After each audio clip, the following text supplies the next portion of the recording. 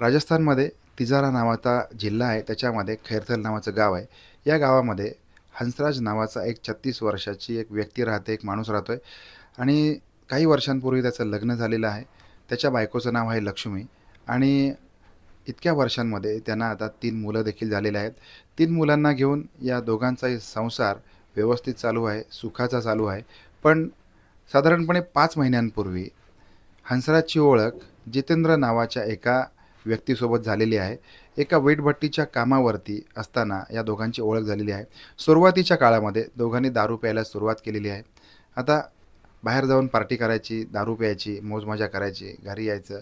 जे काही उत्पन्न असेल त्या तुटपुंज्या उत्पन्नावर आपला संसार करायचा, असं यांचं आयुष्य चालू होतं.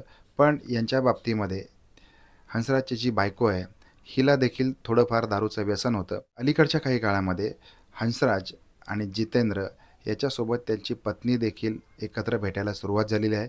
कारण दारू पित असताना जितेंद्र आणि हंसराज यांची जी ओळख आहे, ओळखीचं रूपांतर आता मैत्रीमध्ये झालेलं होतं आणि मैत्रीचं रूपांतर अत्यंत घट्ट मैत्रीमध्ये झालेलं होतं. त्याच्यामुळे कधी एकाने दारू पाजायची, दुसऱ्याने प्यायची, कधी दुसऱ्याने दारू पाजायची, पहिल्याने प्यायची, असं एकमेकांना दारू पाजणे, तंबाखू शेअर करणे, काम करणे, ह्या सगळ्या गोष्टी चालू असतात. एक दिवशी हंसराजने जितेंद्रला आपल्या घरी नेलं. घरी गेल्यानंतर जितेंद्रने बघितलं तर मित्राची बायको आहे, 3 मुलं आहेत आणि बघता क्षणीच त्याला त्याची जी बायको आहे ती आवडलेली आहे.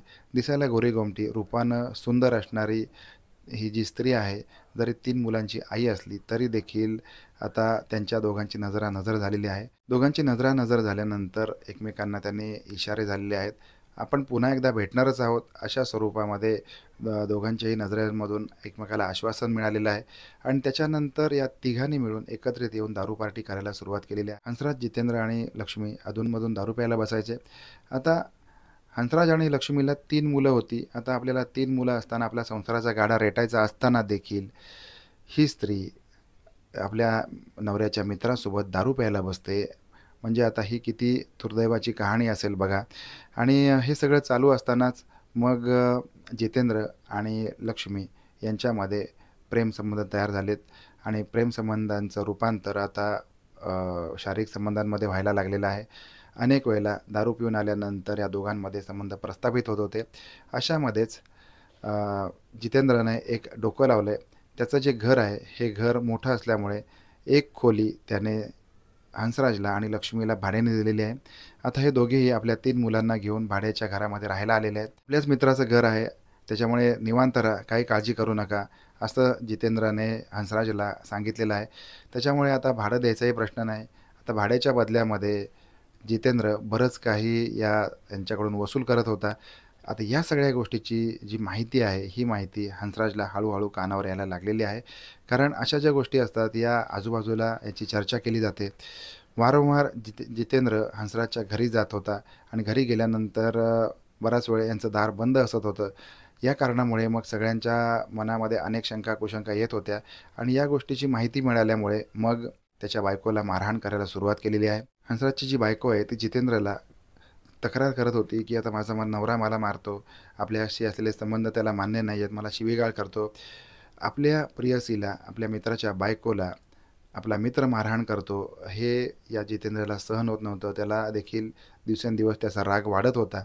पण या सगळ्यातून करायचं काय?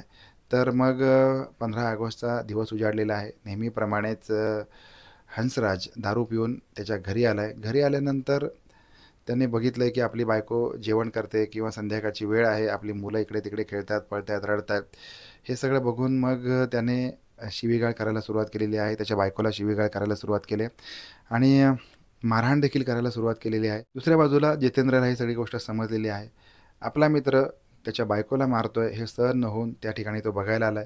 तिथे बघायला आलाय. त्याच्यानंतर त्याने विचारलंय की तू का मारहाण करतोयस? आणि हे सगळं बघून त्यांच्यामध्ये भांडण उत्पन्न झालेलं आहे. तिघेजण आता एकमेकांसोबत भांडायला लागलेले आहेत. जितेंद्र जाब विचारतोय की तू तुझ्या बायकोला का मारतोस? आणि हंसराज म्हणतोय की ती माझी बायको आहे, तिला काय करायचं, मारायचं का ठेवायचं ते माझं मी बघून घेईन, तुझ्यामध्ये पडण्याचा प्रश्न नाही आहे. आता हे उत्तर ऐकून जितेंद्रला राग आलाय. त्याने एक धारदार शस्त्र घेतलंय. त्या शस्त्राने हंसराजवरती हल्ला केला आहे.